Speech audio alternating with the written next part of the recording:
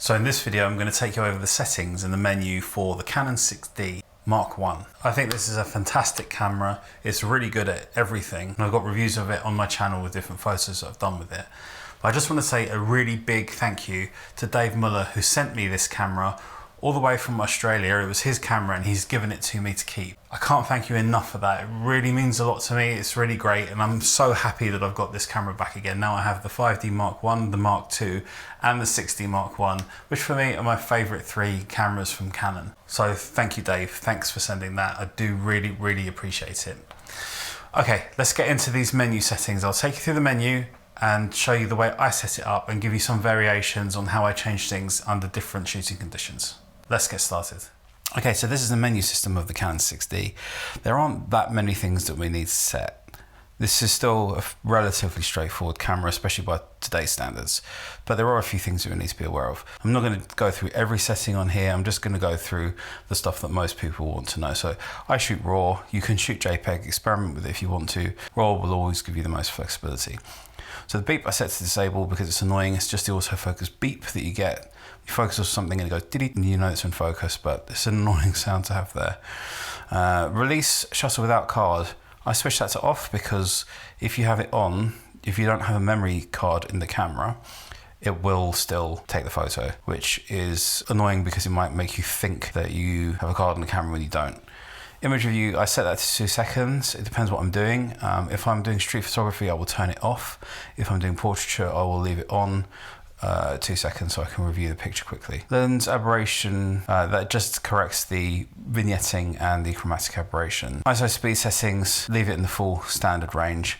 Also lighting optimizer, I've always just switched that off and just left it there. I don't change any of the rest of these.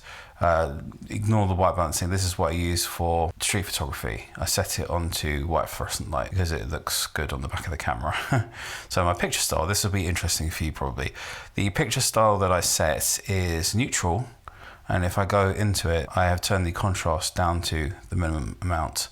And the reason I do that is because the preview that you see on the back of the camera is actually a JPEG preview, even if you're set to RAW only.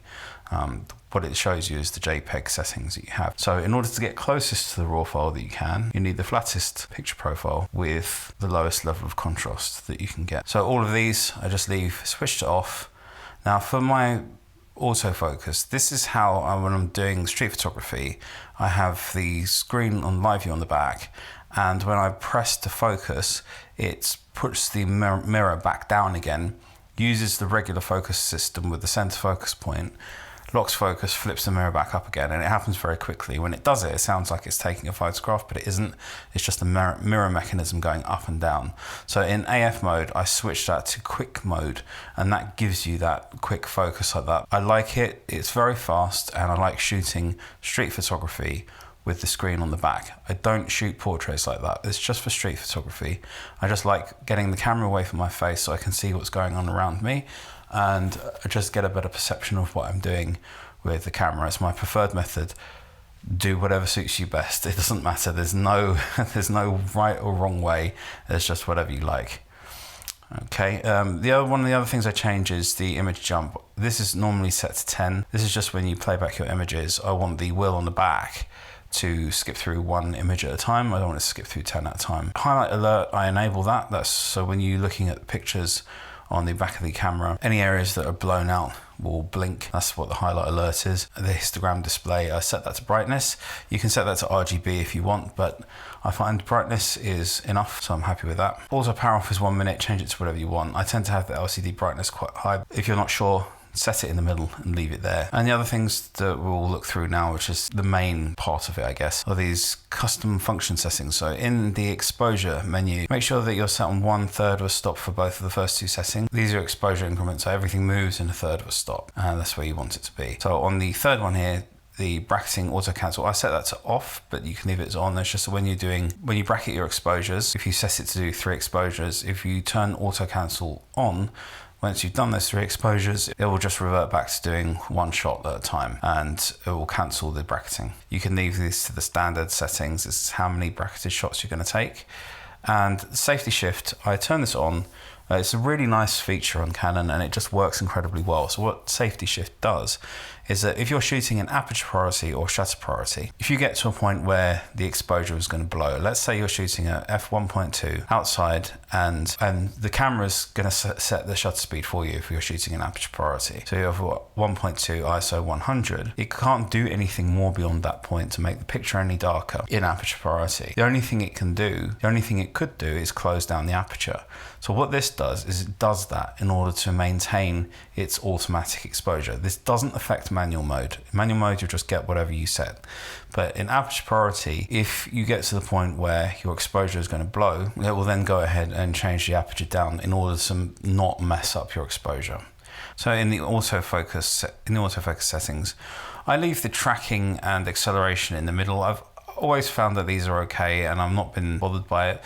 But if you are shooting things that are moving more erratically, you may want to change this and see whether you get a better result with it. I would say that you'll be thinking that you're using the center focus point for this anyway, because the outer ones are not particularly reliable. On the image priority for tracking, I set the priority to release because when it's set to focus, it's going to make sure the thing is in focus first. And I always find these things are overcautious, that you could take the picture because it is in focus, but the camera's just not that 100% sure yet.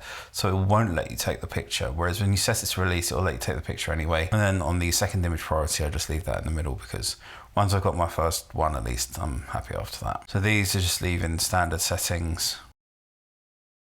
Now this is the dial reversal. So if you have the shutter speed dial, it just reverses the direction it works in. I reverse it because that's how my brain works, and I find it much easier to think that way around than the other way around. The multi-lock is the button or switch, I should probably say, under the main dial on the back of the camera. What it does is it allows you to lock any of these controls. So what I do with this is I use this in the studio. I will set it to lock the main dial and the quick control dial on the back, or the dial on the back essentially. What that means is that I'm not going to knock any of the dials and so on. So one thing that I will do for street photography is lock the multi-control at the back so I'm not moving the focus points around. I like that because it means that I just want to use the center focus point and that's it. I don't want to do that thing where I keep bumping the focus point over. I want to take a picture and I have to move it back again. It's too slow. I just want to stay on the center focus point on the 6D, which is just much more accurate. I think that's better. And the other thing is the custom controls. So this allows you to customize some of the buttons. It's just on the original 6D here, there is very little that you can actually customize, unfortunately, but there are a few things. So if you want to back button focus only, you just need to switch over to meter start on the shutter button, but I front button focus. And my views on that is just whatever's most natural to you. Logically, the rear button focus is better. I can't get on with it. I hate it. I've really tried with it and I don't like it. So what I would say to you is go with whatever feels most natural to you and then stick with that, because I use shutter button focus and I have no problem taking my pictures anyway, so don't worry about it. The AE lock button, I just leave it as standard. But the depth of field preview button on the front of the camera, I use this to switch between tracking and single shot. So you can track a subject just by tapping that button, you'll get into that. It's pretty useful. I quite like that system way of doing it. The set button, I switched that to changing the ISO. You've got a few different options for it. But when you switch it to ISO like this, you press the button in, the set button, you can see it lit at the back of the camera there, middle of the wheel. And then when you hold that down, you can move the dial on the front of the camera. You can adjust your ISO like that, which is great. It's such a very convenient way of doing it. I really like it. And we will enable multi-control on the back to allow us to move our focus points around. And so when I don't want them to be locked or moved, I will just flick the lock switch on the back. The last thing you have in the menu is a My Menu list. I don't use it, but you can just load into here any items from the menu to make an abbreviated list, essentially, just a short list.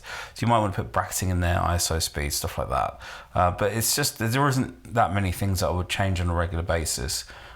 So I don't bother with it. It's nice to have it there though, and it may be that for certain photographers this is useful. So if that's you, then use it. If you found this video useful, you could really help support my channel by buying me a coffee in the link in the description down below. It really means a lot, and it definitely really helps me out. Give me a thumbs up if you like the video, and consider subscribing if you're new here. I have a whole bunch of videos and things where I've showing pictures that I've shot on the Canon 60 Mark I and a review. I'll leave that on the screen for you here, and I will see you again in the next video. Take care. Bye bye.